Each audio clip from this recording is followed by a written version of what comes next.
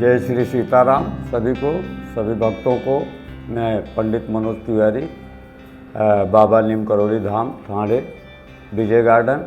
आप लोगों को आज हम लोग सुंदरकांड तो हमेशा करते हैं और अखंड पाठ का भी हम लोग हमेशा करते हैं, लेकिन इसी रामचरितमानस में सप्तम जो 7वां अध्याय है उत्तरकांड, इसके बारे में हम आप लोगों को आज कुछ बताना चाहते हैं।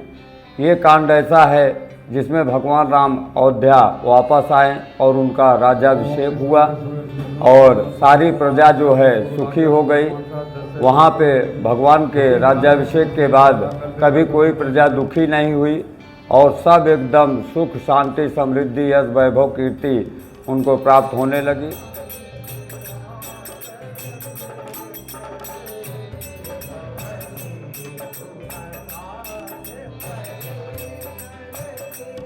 उत्तरकांड में ही भगवान शिव की स्तुति है और हमारे वेदों का जो है वर्णन है, वेदों का हम उच्चारण हुआ है।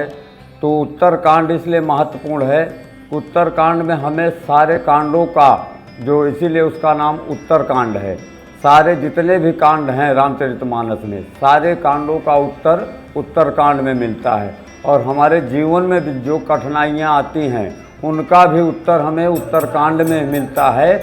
और उत्तरकांड का अगर भावपूर्वक श्रद्धापूर्वक अपने घर में मंदिर में अगर जो भी भक्त पाठ करे तो उसके सकल मनोरथ पूर्ण हो जाते हैं।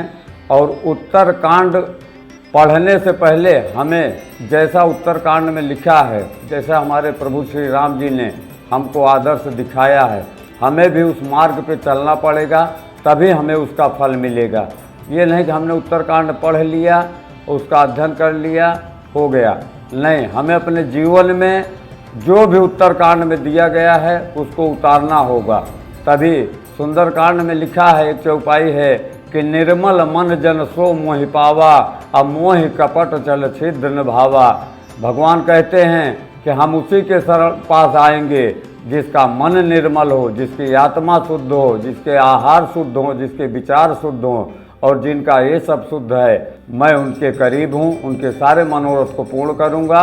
हम सभी भक्तों से विनम्र अनुरोध करते हैं, प्रार्थना करते हैं कि आएँ बाबा के धाम पे और इसका पूर्ण फल प्राप्त करें भावपूर्वक, और अपनी जो भी उनका इच्छा या जो भी उनकी कामना है वो बाबा जरूर पूर्ण करेंगे।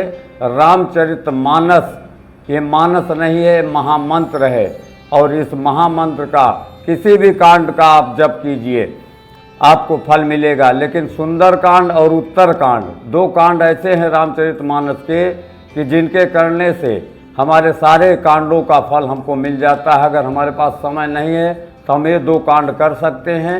इन कांडों से हमें रामचरितमानस का पूर्ण फल प्राप्त हो सकता है।